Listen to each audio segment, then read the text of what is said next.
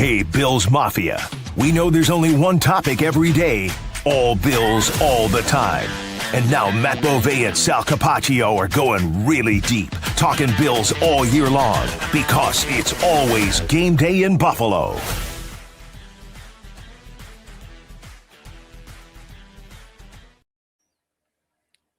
How about that? Incredible. I mean, what a wild, wild afternoon in Foxborough. What a swing of emotions. The Bills down 21-0, down 24-7 at halftime, come storming back. They outscore the Patriots 28-7 in the second half. They win 35-31. Incredible game. Welcome in. It's always game day in Buffalo. Sal Capaccio with you. Matt Beauvais is on his way back from New England tonight and tomorrow throughout the night. So going to give him the podcast off for the post game this week. I'm already back.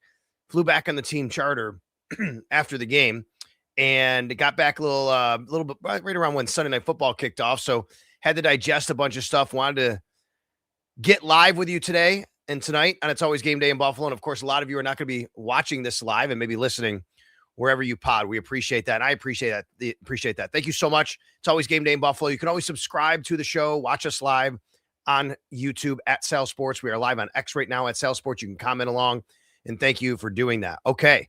I see all of you in the chat box. Would love if you could just kind of keep it rolling in there tonight. Be respectful to each other.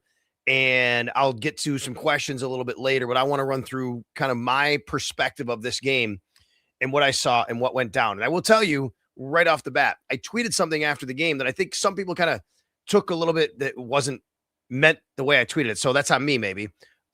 And what I tweeted was basically, I said, I can't imagine what X was like what social media was like. People, what they were tweeting during the game, especially during the first half. And what I said was, I'm glad I'm not on this app, especially in the first half and even throughout the game. And I said, tweet me a GIF of, I always say that GIF, I always get it confused. What your emotions were, what it was like for you, or what it was like on the app. And a lot of you, gave me some great ones. And that was really cool.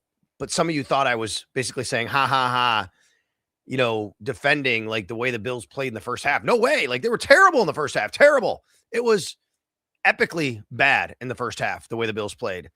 But this is also why you play sports, why you play the game. And it is a long game. And this is why I don't actually go on. It's funny. During the game, I can't. I'm working. I'm on the sidelines. I can't go on X during the game. So I can't do that and see what you guys are tweeting or anything like that. But I learned a long time ago, and this actually happens with me with Syracuse basketball, because here we go. We're Syracuse basketball. All right. I'm a big Syracuse basketball fan. That's football helmet.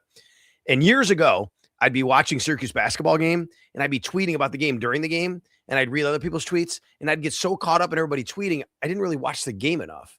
And I said, I'm not going to do that anymore. So I made a vow that every Syracuse basketball game, I would stay off Twitter and I'd just watch the game. It's been years since they're not good anymore. It doesn't really hold water as much anymore. But that's what I mean by you just kind of let the game play out. And some of you love the ride of emotions while you're on X. Some of you love the ride of emotions in your text threads with your friends and all of that. I couldn't deal with it. I would be so wrapped up in all that and reading what everybody's saying, wanting to respond to people, that I wouldn't actually be paying attention as much to the game. But it is a game. It's 60 minutes long. What did I say last week? Do you remember what I said last week when the Bills played the Bengals? I'm going to say it again. That's why you keep playing. That's why you keep punching. That's why you play the next play. That's why you just keep going and keep doing what you do. You have to hope for a stop here or there. You have to hope for a big play on offense here or there.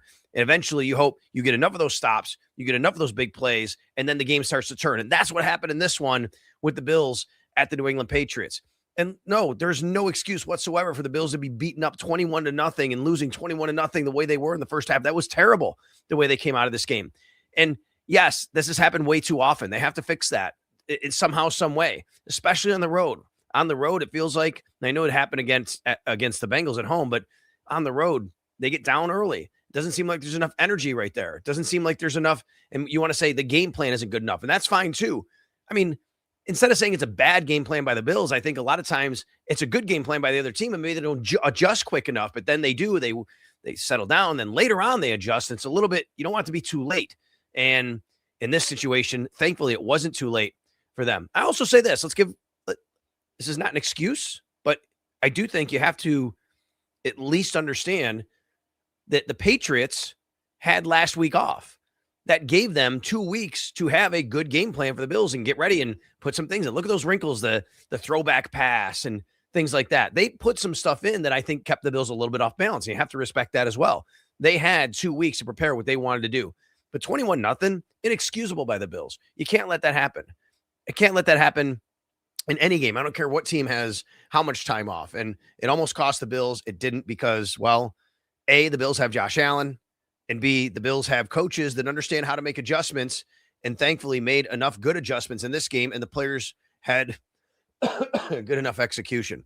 I'm still getting over being a little bit sick last week, so if I cough here and there, I apologize, but that's what happens when it's a one-man show here tonight, and it's always game day in Buffalo. I'm going to run through some of the things that I observed during the game, some of the things I wrote about at WGR550.com. You can check it out at WGR550.com, my arrow up, arrow down column. Also, though, while I'm talking with you on the live stream, as those of you who are watching, we're close to, we're over 1,600 live viewers already. You might see my eyes wind up, like go a little bit over the camera. I have the Sabres game on. Yeah, I got football on. I got Sabres game on. We got the Sabres. All right. They're up 2-1 on the Seattle Kraken right now. If they win tonight, they will split the 6-game road trip after losing the first 3. How about that? Lose 3 games on the road, and then they could win 3 games on the road before coming back home here on Thursday night, I believe it is. So that'd be nice. I'm watching right now. They just started the third period a little while ago. So I got that one going on. And I'm still dialed in a little bit to the, or a lot, I guess, to the NFL game going on, which is Dallas at Minnesota. Like a lot of you, shout out to all of you who are in your fantasy football playoffs. I am. And I have a very close game going on. And I have Brandon Aubrey, and my opponent has Justin Jefferson and Jalen Warren. I'm up pretty good, but he can definitely close the gap pretty quickly here. I'm only up like 15 points. I need Aubrey to get another field goal or 2, and he missed one a little while ago. So I'm watching all this going on. All right, got the Sabres, got the NFL game, and I got you. Thank you so much for coming aboard here on It's Always Game Day in Buffalo. All right, let's get into it a little bit. This game, how it turned, what happened. My goodness, the first half, right? It was a tale of two halves. I'm sure most of you have either read or at least heard about A Tale of Two Cities. Yes. This is a tale of two halves. And in this half, let's see, I'll tell you right now, the first half, okay, I'm going to give you some stats for the first half. You're going to be blown away by the first half stats in this game. The Patriots, you know what? Okay, hold on. Let me go back to it again. This is not the same one. Hold on. Give me 1 second. I got to go. I was looking at the week 5 game because I went back and to kind of compare some of the stats, especially the drive starts in the game. So I'm going to go right now and take you to the Bills and Patriots first half. All right, here we go for today. First half stats between the Bills and the Patriots. Total net yards. Patriots, 285. Bills, 76. Patriots, 16 first downs to the Bills, 5. They had 177 rushing yards in the first half to the Bills, 53. 108 passing yards to the Bills, 23. I mean, at this point, you're like, this is ridiculous. I know it was 24-7. The Bills actually got off the mat a little bit, cut the lead to 2 scores, but it's 21-0. And you're already thinking, I can't believe the Patriots are going to celebrate hats and T-shirts at a division championship on the Bills' dime while they're at Foxborough. This really sucks. And it did. It sucked. You know, and even being on the sidelines, you just felt like, man, they felt like they got him into a situation where maybe they can get him off the field. Then the Patriots on third down would make a play. The play in the first series of the game, though, this is kind of, you know, a little bit of a microcosm of the first half. The very first series of the game, it's third down, and let me just get the play-by-play here. It's 3rd down and 7 from the New England 45. Bills do a nice job. There's a big run on first down, but then they stop him. 3rd and 7. Keyshawn Booty down the right sideline. Drake Maye throws it out there in 3rd and 7. He dives, makes an incredible catch, right? Patriots then kind of get up to the line pretty quickly. And on the replay, I hear Eric Wood and Chris Brown saying, oh, that ball hit the ground. It looked like it hit the ground. But the Bills, they didn't challenge it. The Patriots were getting up on the ball. They went pretty quickly. I think Sean McDermott should have challenged it. I gave him an arrow down for not challenging it. I would tell you, though, McDermott was asked about it afterwards. I don't think he saw a replay of it until then. And I don't know why that is. Like, why is there not a replay being shown to the coaches in the coaches booth? Do they only have the TV replay? I don't think anybody really saw the full TV replay until after the play and the next play was snapped. That being said, I'm not sure it would have even been overturned, but the Bills didn't challenge. They should have challenged. They would have probably won the challenge. Not positive on that. You never know how these things go. But that set up, of course, the Patriots to continue the drive. And what did they do? Just a few plays later, Drake Maye runs it in for a touchdown. Okay, that happened. It's 7-0. Now you got to regroup. First play of the Bills offensive series. First play of the game for the Bills on offense. Absolutely awesome dialed up play by Joe Brady. This is something they clearly had planned going into the game and said, here's what we're going to do in the first play of the game. We're going to get Brandon Cooks open deep on this shot play. And he was clearly open deep. And the Bills, I believe on the play, I have to go back and watch, had 7 guys left in protection. They knew they wanted to get Josh Allen back, play action. It's going to take long to develop. Let's get Brandon Cooks across the formation. And Josh threw an absolute dime. Absolute dime. What a great play. And this is right in front of me. He bobbles it, almost great, bobbles it again, and then he goes out of bounds, and yep, catch, right? All of a sudden, Bills are going up there pretty quick. Let's just make sure it's going to be a catch. Replay assist comes in. Replay assist says it wasn't a catch. Now, it wasn't a catch. That is true. It wasn't a catch. They made the correct call. Where the hell was replay assist on the one before that? Where was replay assist on Keyshawn Booty's catch? That should have been that as well. And I think that at that point, you're like, okay, everything's going the Patriots way. Nothing's going the Bills way. This is not going to be one of our days. This really sucks. I know I felt like that. Did you feel like that on the sidelines? Or on watching the game? I know I felt like that, but they wound up obviously where the Bills then on that first drive could not convert anything. They wind up punting. They go 3 and out. Patriots then get the ball back. They actually do wind up, punting the ball back to the Bills. Bills punt the ball back. Patriots then score a touchdown. And then, of course, comes the long run by New England. Travion Henderson, a 52-yard touchdown run. Folks, I know this is going to sound crazy when I say this. Patriots did have a nice rushing game even outside the 2 long runs. But outside the 2 long runs, I'll actually take what the Bills did against the run most of the day. I mean, the Patriots had 246 yards rushing. That's ridiculous, right? They had 120 or whatever on 2 different plays. I know the numbers are still there. I'll take that performance outside those 2 runs. The problem is those 2 runs and giving up those 2 runs, those 2 explosive runs. You can't do that. They did do that. And that's been a bit of the issue with the Bills run defense this year. It's not that teams all the time are just gashing and gashing play after play. It's they'll get 3 yards, they'll get 4 yards. The Bills will make a nice stop, and then bam, out the back gate, like you see Travion Henderson, or somebody misses a tackle. Tackling was an issue in this game. The Bills could not get ball carriers on the ground, whether that was Travion Henderson, Ramondre Stevenson, or some of their wide receivers that got the ball in their hands as well. The Patriots didn't. The Bills could not get runners on the ground, and that was an issue. And tackling has been an issue for the Bills this year, and they had to be. They needed to be better at it than they were in the first half, especially in this game. So now what happens is the Bills obviously have an opportunity. They go down the field and they do score a touchdown to cut the lead to 21-7.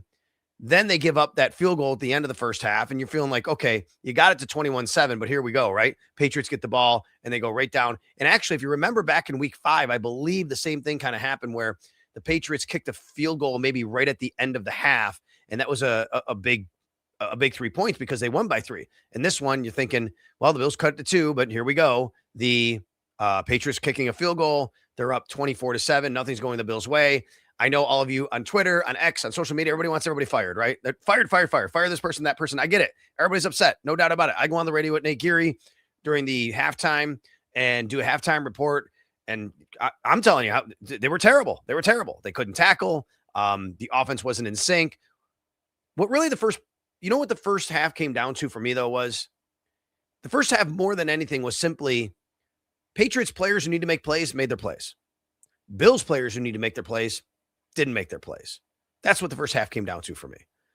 Bills had an opportunity in the first series for Brandon Cooks, who's supposed to be the best deep threat, veteran wide receiver, hits him in the hands. He doesn't make the play.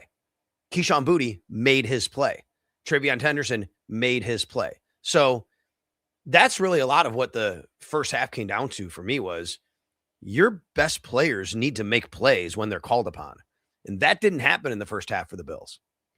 You come out in the second half, though, things changed right away because you have Ray Davis taking the opening kickoff, going 58 yards down to the New England 44. Now, folks, before I go on, all right, I'm going to tell you, one very overlooked part of this game, not just kickoff returns. I know you all know that Ray Davis was excellent in kickoff returns. I mean, that showed up. I gave him an arrow up and went through the stats.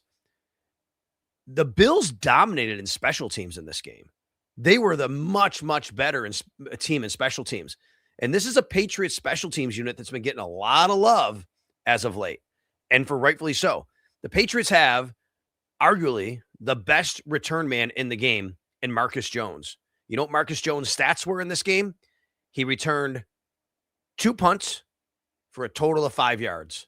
That's it. You talk about the Bills doing a nice job, field position-wise, keeping him in check. Absolutely, they did that. On top of that, okay, Bills punter, Mitch Wishnowsky, he had 3 punts, pinned, 5 punts. Let me get to what he had here.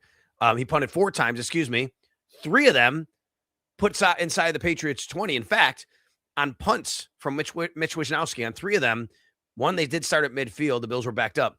But on the other 3, the Patriots started at their own 12, their own 6, and their own 17. Then you had Matt Prater making all of his extra points, the only kicks he had, in snowy conditions. Those were all big points, no doubt. And how about what Chris Tabor did on the kickoff? I know that Ray Davis is getting all the love here for the kickoff returns, and he deserves it. Chris Tabor, Bills special teams coach, nice new wrinkle. Instead of going with 2 return men, he went with 1, and he put Reggie Gilliam in front of Ray Davis as a lead blocker. And I think that was a cool wrinkle. I don't think the Patriots were necessarily ready for it. And I talked with Reggie Gilliam after the game about it, and he said it was really kind of like the old kickoff rule without the wedge. So I just think that was a really nice wrinkle, and it came down to this was the Bills special teams basically dominating the New England Patriots special teams, and it mattered a lot. In fact, it mattered so much. Here's the field position battle, okay? Bills field position battle against the Patriots. The average drive start for the game on all possessions for the Bills, their own 39-yard line. For the Patriots, their own 25-yard line. Okay, that's a huge difference, a 14-yard difference in field position when you're talking about 10 possessions for each team. The average drive start on Bills kickoff returns, that was Ray Davis, all right? Their own 46-yard line. So great job there, Ray Davis. He really got things going in the second half for the Bills. He gets them out to, past midfield at the New England 44, and then it's James Cook up the middle. Josh Allen, he runs. Josh Allen, in fact, did he run a couple times in a row? Right. Ty Johnson, Dawson Knox for a touchdown. There you go. So Dawson Knox gets back involved in, 2 weeks in a row here. We're talking about Dawson Knox and the great job that he's done. He scores a touchdown. The Bills suddenly cut the lead to 10. Now you think, okay, this team has a little bit of life. What you need, though, you need a stop on defense. Is your defense really going to stop them? And they do. Patriots go 3 and out. Bills get the ball back. They go down the field. And, of course, it's Josh Allen. It's James Cook. He runs it in, touchdown. Now it's a new ball game. And now from there, we know that the Bills have every opportunity to win this game, and they absolutely did. And for this team on the sidelines, I will tell you, the energy that was starting to build, the confidence that was starting to build, they knew they could run on the Patriots. They just needed to sustain some drives and not let the score get so far out of hand they had to become one-dimensional. But when they started throwing, they're having success there too. The one area they didn't have success throwing the ball, once again, folks, Bills wide receivers are nowhere to be found pretty much. I mean, the Bills have, we said it all year, pretty much a boundary outside wide receiver separation problem. And here we go again with the exact same issue that we've been saying all season long. So Bills wide receivers today, outside of Khalil Shakir, okay, 5 targets, 1 catch for 16 yards. That was Joshua Palmer. That's it. Now, Khalil Shakir had a decent game himself. And I want to, he does count as a wide receiver, of course, but he was the only one that caught any passes other than Josh Palmer catching 1. Even with Shakir's numbers for wide receivers, these are not good numbers. 6 grabs for 81 yards. Not nearly enough. I didn't love the fact that the Bills made Keon Coleman the active player over Gabe Davis. I thought Gabe had been playing well. He'd been available for Josh in scramble drill. I thought Gabe should be the guy what's up. If they were going to do that, they only went with 5 wide receivers, but the Bills, wanted Keon Coleman out there. You know what happened? Didn't have a target. Keon Coleman didn't have a target in this game. Brandon Cooks had 3 targets, didn't catch a pass. I mean, again, wide receiver issues showing up. Now, that said, the Bills did throw well again to the tight ends and to the running backs. And that's been something they've been doing a little bit better lately, and they need to keep doing that because they're not getting anything from the tight ends. In fact, from their wide receivers. In fact, tight ends, Dawson Knox, 3 for 37 and a pair of touchdowns. Get to the second one in a minute. Dalton Kincaid, 3 for 34. And then how about even Jackson Hawes getting in the mix? A nice 9-yard catch. The Bills got him. Josh on the move, throws it to Jackson Hawes. As the Bills were coming back, they finally have a chance to take the lead. They go down, and there's a big third down play where Josh scores, holding on the Bills, force them back. So now you're faced with, I think it was 3rd and goal. Let me go down here. This would have been the start of the fourth quarter for the Bills. I believe it's 3rd and goal from the 14. Yep. 3rd and goal from the New England 14. And Josh just throws an absolute bullet to Dawson Knox in the back of the end zone. Dawson said it was a all verts route. So, excuse me, if you're listening and not watching, had to drink my coffee for a minute. Yeah, I'm drinking coffee. It's 10:22 at night. That's how wired I am. Woo-hoo, here we go, baby. All right. So Dawson Knox says after the game that there's a bullet to his chest, and he had to catch it, and he did. And the Bills in that play go up on the Patriots. I think it was the first time they went up, right? That was the 28-24. That's right. But what happens as soon as the Patriots come back out? Is Travion Henderson running right, Travion Henderson reversing field, and going left. And on that play, that was A.J. Epinesa to me. A.J. Epinesa did not do a good job of contain. I talked with him a little bit about in the locker room afterwards. He said, yeah, he was kind of walking me through, and, he took accountability, but that's A.J. Epinesa's contain right there. He didn't have it, comes out the back gate. I thought A.J. kind of slow played it too much. Instead of attacking, he stayed back a little bit too much, got washed down the line of scrimmage. And and then he decided to go kind of into the pile. And then here comes Travion Henderson. Everybody else is a part of this too, but I thought that was a misread, I guess, on him, the way he played that. He's usually pretty technically sound, A.J., to be honest with you. All right, so now the Bills are down again. This time 31-28. They get the ball back with 9:49 left in regulation time. And then now we have the huge play down the field. There was a defensive pass interference. I think maybe that was one came before that. There was a play. I can't remember which series it was on. You guys probably remember.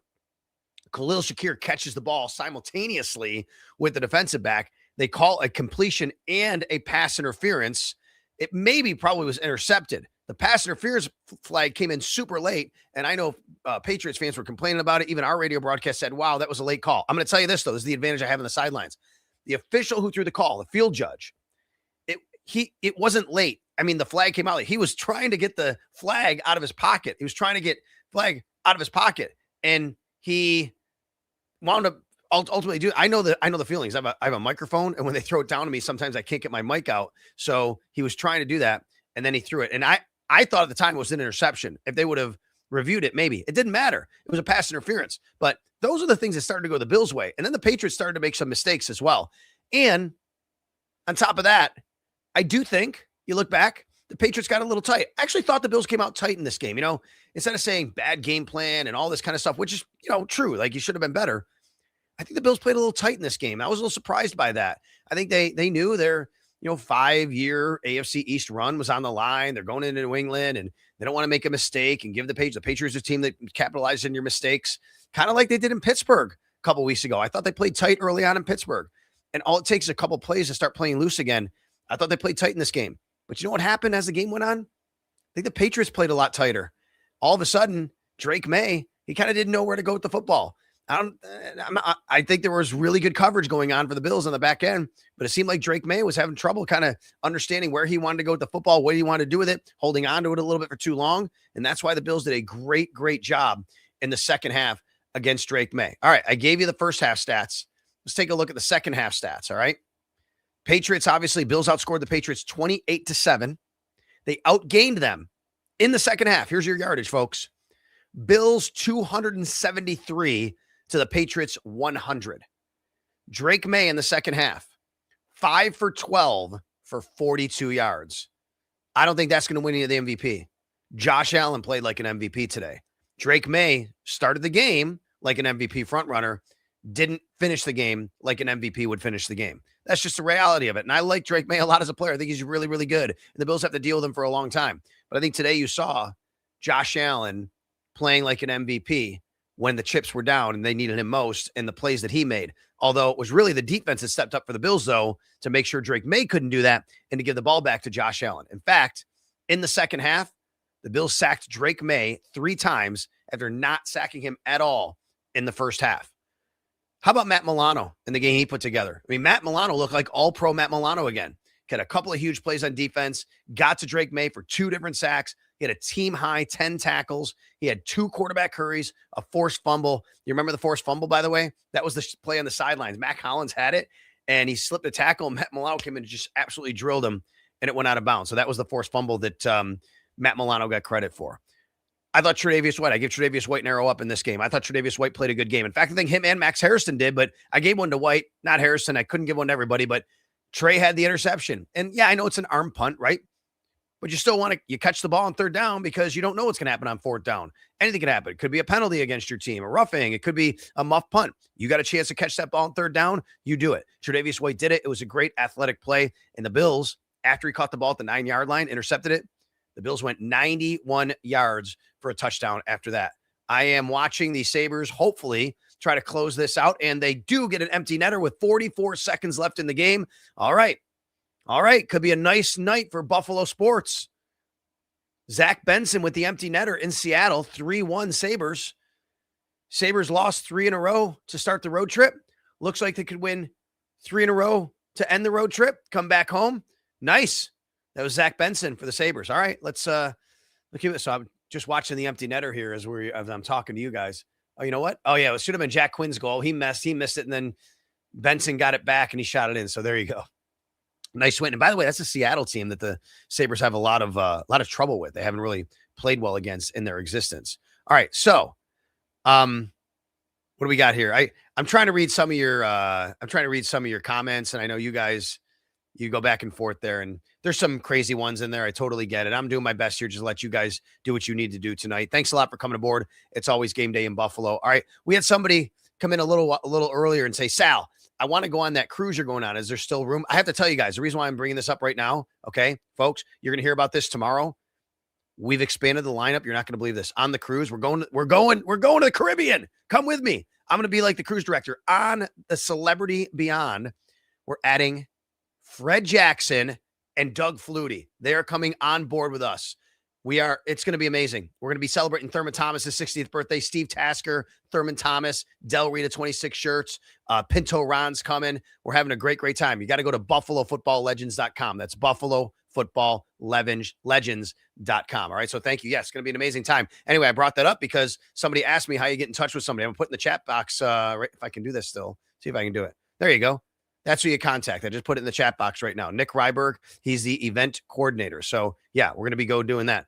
And if you want to come aboard the cruise, come on by. It's going to be great. Buffalo Football Legends cruise. So the Bills now 10-4 on the season.